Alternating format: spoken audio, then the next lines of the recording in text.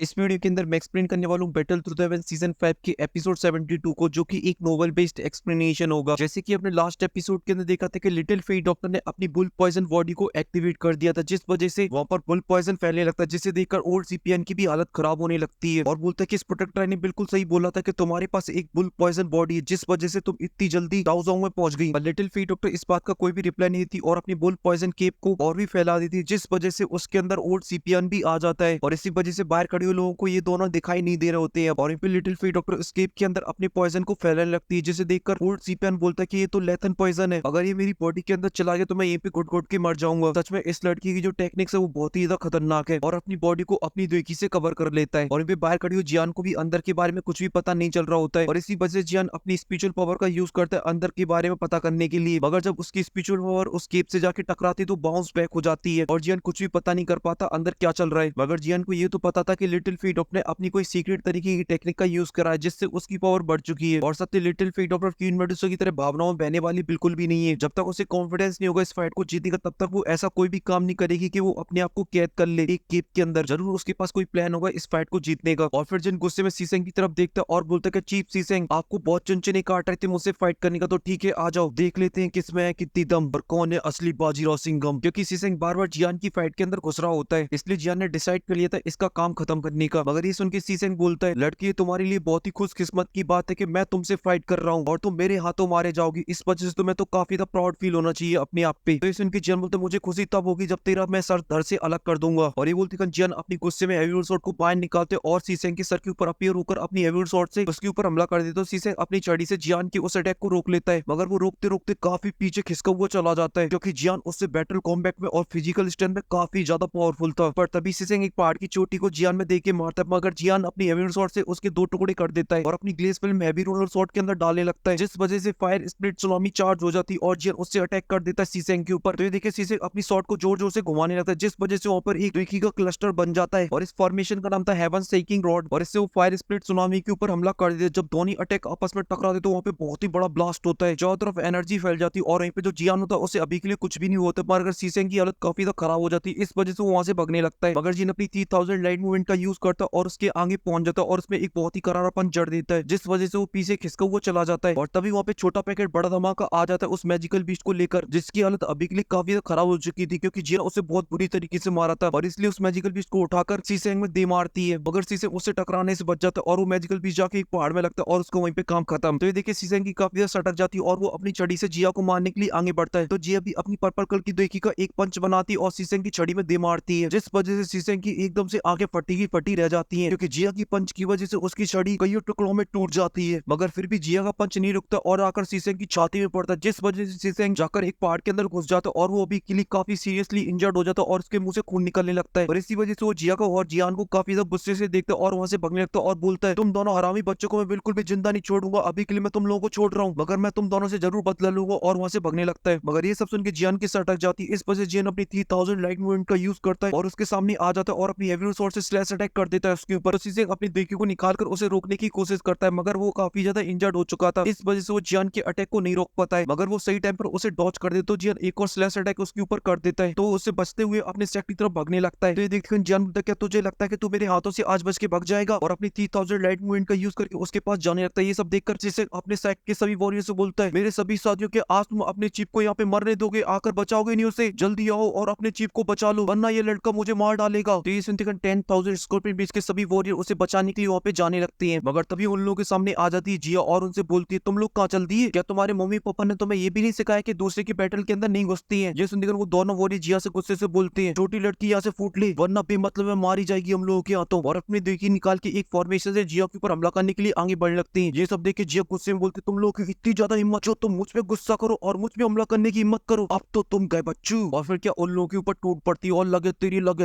तेरी बुरी तरीके से उन लोगों को बजाने लगती है। फॉर्मेशन तो उन लोगों का कंप्लीट होता नहीं है, पर उनकी धुलाई अच्छी खासी कर देती है वो। और ये सब देख के जियान सीसेंग से बोलता है, तो तुम भूल जाओ कि तुम्हें यहाँ पर कोई रेस्क्यू करने के लिए आने वाला है, क्योंकि उसके हाथों से कोई भी नहीं बच सकता है। और इसी के साथ अब तुम ये भी भूल जाओ कि तुम अब वापस सेक्ट के अंदर जिंदा जाने वाले हो, क्योंकि आज मैं तुम्हें मारने वाला हूँ। ये सुनकर सीसेंग की डर के मारे पतलून गीली हो जाती, पर तभी जियान उसके पीछे आ जाता है और उसमें एक पंच जड़ देता है, जिस वजह से सीसेंग खून की उल्टियां करने लगता है। मगर ये अभी भी नहीं रुकता और अपने ऑक्टेन ब्लास्ट पंच को चार्ज करने लगता है, जिससे देखते हैं सीसेंग अपनी जान की भीख मांगने लगता है और बोलता है कि मुझे जाने दो, अभी तो मैंने इंडिया को को वर्ल्ड कप जीतती हुई भी नहीं देखा, प्लीज मुझे छोड़ दो, मुझे मत मारो। मगर जिन उसकी कोई बात नहीं सुनता और उसमें अपना ऑक्टेन ब्लास्ट पॉइंट जड़ देता है, जिस वजह से शीशेंग की हालत काफी ज्यादा खराब हो जाती है और उसके मुंह से काफी ज्यादा खून बाहर निकलने लगता है। ये सब देखकर 10,000 स्कॉर्पियन बीस्ट के सभी वॉरियर काफी शॉक हो जाते हैं। और यहाँ पे जो पॉइजन सेट की वॉरियर तो उनकी तो खुशी का कोई भी ठिकाना नहीं था। और यहाँ पे शीशेंग की बॉडी के जो ऑर्गन्स थे वो टूट चुके होते और उसकी जो दुई की पाता वो भी तबाह हो चुका होता है। इस वजह से उसके जो दुई की विंग्स थे वो भी गायब हो जाती हैं और वो आसमान से टपकने लगते हैं और जाकर सीधा जमीन पे गिरता है और उसको वहीं पे काम तमाम खत्म, टाटा बाय बाय फिनिश। और वहीं पे 10,000 स्कॉर्पियन बीस्ट के सभी वॉरियर अपनी चीफ की इस हालत को देखकर काफी ज्यादा सदमे में चले जाते हैं और उनकी जो जीतने की उम्मीद थी अब वो भी पूरी तरीके से खत्म हो चुकी थी। और इसी वजह से उन्हें काफी ज्यादा गुस्सा आ रहा था जियान के ऊपर। इस वजह से वो जियान पे चिल्लाते हुए बोलते हैं, सभी के सभी इस लड़के को मारो, कोई मरे या ना मरे, ये मरना चाहिए आज, हम अपनी चीफ को बदला लेंगे इस लड़के से। ये बोलते हैं सही वॉरियर अपनी फाइट को छोड़कर जियान की तरफ आगे बढ़ने लगती जियान को मारने के लिए। ये सब देखिए जियान की भी एकदम से होश उड़ जाते हैं, इतने सारे वॉरियर को कैसे झेलूंगा मैं अकेले, क्योंकि अभी के लिए जो मेरी दुई की वो काफी ज्यादा एडजस्ट हो चुकी है। मगर तभी जियान की चारों तरफ आ जाते पॉइजन सेट के वॉरियर और उन सभी वॉरियर से बोलते अगर तुम्हें हमारे मास्टर जियान तक पहुंचना उससे पहले तुम लोगों को हमें हराना होगा। और फिर एक डाउन लेवल का वॉरियर जियान के पास आता है और जियान को ग्रीट करते हुए बोलता है कि मास्टर जियान अब यहाँ के सभी मैटर आप हम पे छोड़ दीजिए, अब आप जाकर रेस्ट करिए। तो जियान भी एक स्माइल में हाँ बोल देता है और वहां से चला जाता है एक पहाड़ के ऊपर और फिर अपनी स्पेस से काफी सारी रिकवरी पिल को बाहर निकालता है और खा लेता है। और फिर प्रोटेक्टर टाई और क्वीन मेडुसा की फाइट को देखने लगता है जहाँ पर वो दोनों एकदम लाइट की स्पीड से फाइट कर रहे होते हैं, जिस वजह से आसमान में लाइट चमकती हुई दिखाई दे रही होती है। तभी उसके पास जिया आ जाती और जियान से पूछती है क्या मेरी सिस काइलिन इस प्रोटेक्टर टाई को हरा पाएंगी कि नहीं हरा पाएंगी। तो इस सुन के जियान बोलता है कि इसके बारे में मैं कुछ भी नहीं कह सकता क्योंकि जो प्रोटेक्टर टाई और क्वीन मेडुसा का लेवल वो ऑलमोस्ट सेम है और इसलिए ये जो फाइट है वो बहुत ही लंबी चलने वाली है। मगर मैं जितना क्वीन मेडुसा को जानता हूँ कि वो इस फाइट को ज्यादा लंबी नहीं खींचेगी, वो जल्द से जल्द इसे खत्म करने की कोशिश करेगी। और फिर जियान लिटिल फीट डॉक्टर की पॉइजन की केप की तरफ देखता है जहाँ पर वो अभी भी बंद हुआ होता है और उसके अंदर से कुछ भी पता नहीं चल रहा होता कि अंदर क्या चल रहा है और इसलिए उसे लिटिल फीट डॉक्टर की थोड़ी सी टेंशन हो रही होती है। और फिर वो क्वीन मेडुसा की फाइट को देखने लगता है जहाँ पर क्वीन मेडुसा काफी ज्यादा फास्ट तरीके से अटैक करने लगी थी अपनी शॉट से, जिस वजह से जो प्रोटेक्टर टाई होता है वो पीछे खिसकने लगता है और क्वीन मेडुसा मानती नहीं और लगातार बजाती रहती है प्रोटेक्टर टाई में। और जो पॉइजन सेट के वही फाइट कर रहे थे वो भी उस फाइट को जीतने लगती है। ये सब देख के जियान बोलता है अगर आज यहाँ पर क्वीन मेडुसा और लिटिल फीट डॉक्टर ने अपने डाउजोंग लेवल के अपोनेंट को हरा देते हैं तो ये पॉइजन सेट इस चुयन एम्पायर का सबसे पावरफुल सेक्शन बन जाएगा। और साथ ही जब क्वीन मेडुसा भी प्रोटेक्टर टाई को हरा देगी तो मैं भी बहुत ही आसानी से इस प्रोटेक्टर टाई को पकड़ लूंगा और फिर मैं इससे होल ऑफ सोल के बारे में पता करूंगा। और अगर गलती से लिटिल फीट डॉक्टर और क्वीन मेडुसा इस फाइट को हार जाते हैं तो फिर मैं इन दोनों को लेकर यहाँ से दूर चला जाऊंगा, चाहे फिर मुझे रोकने के लिए यहाँ पर कोई भी क्यों ना आ जाए। और यहाँ पे जो क्वीन मेडुसा थी वो अभी भी कंटिन्यू प्रोटेक्टर टाई के ऊपर हमला करे जा रही थी, जिस वजह से प्रोटेक्टर टाई का जो वेपन होता है उसके हाथ से छूट जाता है और इसी चीज का फायदा क्वीन मेडुसा उठाती है और अपनी शॉट प्रोटेक्टर टाई की छाती के आर पार कर देती है। और जब क्वीन मेडुसा उस शॉट को उसकी छाती से बाहर निकालती और देखती है अपनी शॉट को तो वो काफी ज्यादा शॉक हो जाती है क्योंकि उस शॉट के ऊपर कोई भी खून नहीं लगा हुआ होता है प्रोटेक्टर टाई का। मगर इससे प्रोटेक्टर टाई काफी ज्यादा जख्मी हो चुका था, इस वजह से काफी ज्यादा गुस्सा हो रहा था क्योंकि उसका जो पावर लेवल था वो काफी ज्यादा नीचे जा चुका था। पर तभी वो गुस्से से क्वीन मेडुसा से बोलता है कि मैंने आज से पहले कभी भी तुम्हारे जैसा तलवारबाज नहीं देखा जो कि इस तरीके की कमाल की शॉट से फाइट कर पाता हो। और फिर अपने चारों तरफ 10,000 स्कॉर्पियन बीस्ट के वॉरियर को देखता है जो कि अभी के लिए काफी ज्यादा बुरी हालत में होते हैं, इसलिए वो गुस्से से बोलता है कि 10,000 स्कॉर्पियन बीस्ट के सभी एक नंबर के लल्लू हैं जो इतनी ज्यादा अच्छी अपॉर्चुनिटी होने के बावजूद भी हार रहे हैं। इन सभी लल्लू भिखारियों को अगर मैं सोने का कटोरा भी लाकर दे दूंगा ना तो भी ये भीख ही मांगेंगे। मगर मुझे उस बुड्ढे सीपीआर पे पूरा विश्वास है कि वो जरूर अपनी फाइट को जीतेगा और जब वो उस लिटिल फीट डॉक्टर को हरा देगा उसके बाद वो आकर मेरी मदद करेगा और फिर हम दोनों मिलकर इस औरत को मार सकते हैं इजीली। और इसलिए वो क्वीन मेडुसा और अपनी फाइट को थोड़ा सा खींचने लगते हैं और उसे काफी ज्यादा टाइम हो जाता है मगर उस केव में से कोई भी हरकत नहीं होती है। इस वजह से वो बोलता है कि अब मुझे ही इस औरत को अकेले संभालना होगा क्योंकि उस बुड्ढे का तो कुछ अता ही पता नहीं है। और फिर अपनी एक फॉर्मेशन को बनाने लगता है जिस वजह से वहाँ पे काफी सारी ब्लडी चेनें बाहर आ जाती है उसकी और साथ ही जो मरी हुई वॉरियर होती है उनकी सोल भी बाहर आने लगती है जो कि डर के मारे यहाँ वहाँ भागने लगती है। तभी प्रोटेक्टर अपनी चैनों से उन सभी सोलों को पकड़कर उन्हें एब्जॉर्ब करने लगता है और वो काफी सारी सोलों को एब्जॉर्ब कर लेता है जिस वजह से उसका जो लेवल तो वो बढ़ता जा रहा होता है। और ये सब जो पार्ट से खड़ा हुआ जियान देखते वो जोर से चिल्लाती हुई क्वीन मेडुसा से बोलता है काइलिन इसे जल्दी से सोल एब्जॉर्ब करने से रोको वरना ये बहुत ही बड़ी मुसीबत बन जाएगा हम लोगों के लिए। क्योंकि जियान को इस टेक्निक से पुरानी वाली फाइट याद आ गई थी जो कि युनसेन और प्रोटेक्टर बू की हुई थी जहाँ पे प्रोटेक्टर बू ने युनसेन की सोल को एब्जॉर्ब कर लिया था जिस वजह से उसकी जो पावर थी वो कई गुना बढ़ गई थी। मगर जियान ये भी बात जानता कि जो युनसेन की सोल थी वो बहुत ही ज्यादा पावरफुल थी और ये जो सोल है वो काफी ज्यादा कमजोर है, मगर उसने ज्यादा सोलों को एब्जॉर्ब कर लिया तो ये भी काफी ज्यादा पावरफुल हो जाएगा। मगर प्रोटेक्टर ने इतनी सारी सोलों को एब्जॉर्ब कर लिया तो उस वजह से उसका जो ऑरा था वो अब काफी ज्यादा पावरफुल हो गया था। पर तभी क्वीन मेडुसा अपनी शॉट को लेकर जाती और उसकी जो चैन थी उन्हें तोड़ देती जिस वजह से जो सोले होती है वो आजाद हो जाती है और वो यहाँ वहाँ भगने लगती है। और साथ ही क्वीन मेडुसा ने प्रोटेक्टर का जो सोल बैग था उसे भी फोड़ दिया था जिस वजह से उसमें से काफी सारी सोले बाहर निकलती है। ये सब देख के जियान भी एकदम से शॉक हो जाता और बोलते इतनी सारी सोले ये होल ऑफ सोल वाले इतनी सारी सोलों को करते क्या है आखिर। और प्रोटेक्टर अपनी सभी सोलों को भागते हुए देखता है तो वो काफी गुस्से में आ जाता है क्योंकि उसने इन सभी सोलों को पकड़ने में पूरा 1 साल लगा दिया था और साथ ही उसे कुछ सोले होल ऑफ सोल को भी देनी थी। अगर वो होल ऑफ सोल को नहीं देता है तो उसको बहुत ही बड़ी सजा सजा दी जाएगी। और इसी वजह से जो प्रोटेक्टाई थे वो काफी गुस्से में आ जाता और अपनी चैनों से हमला कर देता क्वीन मेडुसा के ऊपर। तो क्वीन मेडुसा भी अपनी शॉट से उन चैनों को रोक लेती, मगर वो काफी ज्यादा पीछे खिसकी हुई चली जाती है और गुस्से से बोलता कि मैं तुम्हारे बारे में बिल्कुल भी नहीं जानता, मगर तुम्हारे इस एक्शन की वजह से आज मैं तुम्हारी सोल को लेकर जाऊंगा होलो सोल। और फिर गुस्से में क्वीन मेडुसा के ऊपर हमला कर देता है अपनी चैनों से। तो क्वीन मेडुसा अपनी शॉट से उन्हें रोकने की कोशिश करती है, मगर क्वीन मेडुसा उससे काफी ज्यादा पीछे खिसकी हुई चली जाती है। तभी वो अपनी चैनों के अंदर अपनी दोइकी को डाल देता है और फिर उससे क्वीन मेडुसा के ऊपर हमला कर देता है। क्वीन मेडुसा भी उसे रोकने के लिए अपनी पावर का यूज करती है, मगर उसे रोकने में उससे काफी ज्यादा प्रॉब्लम होती है। और ये सब देख के जिया और जियान काफी ज्यादा घबरा जाते हैं, क्योंकि अभी के लिए क्वीन मेडुसा हारती हुई दिखाई दे रही होती है। पर तभी जब बोलती है कि मैं अपनी सिस कायलिन को ऐसे नहीं देख सकती, इस वजह से मैं उनकी मदद करने के लिए जा रही हूँ। मगर तभी जन उसे रोक लेता और बोलता है कि तुम यहीं पर रुको और मेरी थोड़ी देर के लिए रक्षा करना, कि मेरे ऊपर कोई भी हमला ना कर पाई। तो इस इनकी जिया वहीं पे रुक जाती है और फिर जन कुछ हैंड साइन बनाने लगता है, जिस वजह से उसके पास जो दोइकी वो काफी ज्यादा फ्लो होने लगती है और उसकी बॉडी भी काफी ज्यादा गर्म होने लगती है। ये सब देखिए जिया थोड़ी सी घबरा जाती है, मगर वो ये बात भी जानती है कि जन अभी के लिए कोई अपनी सीक्रेट तरीके की टेक्निक का यूज करा, जिससे फॉर्म करने में काफी ज्यादा प्रॉब्लम हो रही है। मगर जब वो उससे प्रोटेक्टाई के ऊपर हमला करेगा तो प्रोटेक्टाई की धोती जरूर फट जाएगी। मगर क्वीन मेडुसा ने अभी भी हार नहीं मानी थी और वो कंटिन्यू हमला करे जा रही होती प्रोटेक्टाई के ऊपर। और इसी वजह से जो क्वीन मेडुसा का हाथ था वो भी काफी ज्यादा दर्द करने लगा था और एम्फिजियन जिस फॉर्मेशन को बना रहा होता वो अब फॉर्म होने लगा था, जिस वजह से आसमान में एक बहुत ही बड़ा पाम बन जाता है। मगर जियान की बॉडी के अंदर जो दोइकी थी वो काफी ज्यादा अनस्टेबल होने लगती है और इसी वजह से जियान को काफी ज्यादा प्रॉब्लम हो रही थी उसे स्टेबल करने में, और बोलता कि मुझे किसी भी कीमत पर इस सी फ्लिपिंग सील को बनाना ही होगा। और ऐसे होता है जियान कुछ टाइम बाद अपनी सी फ्लिपिंग सील को कंट्रोल करने लगता है और उसकी पूरी बॉडी की जो दोइकी होती है वो जियान के पाम में आ जाती है और इसी वजह से उसके पाम के सामने एक दोइकी का पाम बन जाता है। इस वजह से उसमें से निकलती भयानक एनर्जी जो कि आसपास में पोर्टल को खोल देती है और वहीं पे जियान के पास में खड़ी जिया काफी ज्यादा शॉक हो जाती है इस तरीके की पावर को देखकर, जो कि काफी ज्यादा भयानक होती है। यहाँ तक कि जो फाइटें चल रही होती है वो भी सभी की सभी रुक जाती है और वो सभी के सभी जियान को देखने लगती है। यहाँ तक कि क्वीन मेडुसा और प्रोटेक्टाई की जो फाइट चल रही होती है वो भी रुक जाती है और प्रोटेक्टाई जियान की तरफ देखते हुए बोलता है, इतनी भयानक एनर्जी प्रोड्यूस करना एक डाउ वोंग लेवल की वॉरियर के लिए ऑलमोस्ट नामुमकिन है, मगर ये लड़का ये कैसे कर पा रहा है। और फिर जियान क्वीन मेडुसा से बोलता है कि क्वीन मेडुसा ये वीडियो यहीं पे खत्म होगी और नेक्स्ट वीडियो के अंदर तुम क्वीन मेडुसा साइड में हट जाना। तब तक के लिए इस वीडियो को लाइक कर दो, साथ ही चैनल को सब्सक्राइब कर दो और मैं मिलता हूँ आपसे नेक्स्ट वीडियो में। तब तक के लिए आप सभी को बहुत सारा प्यार।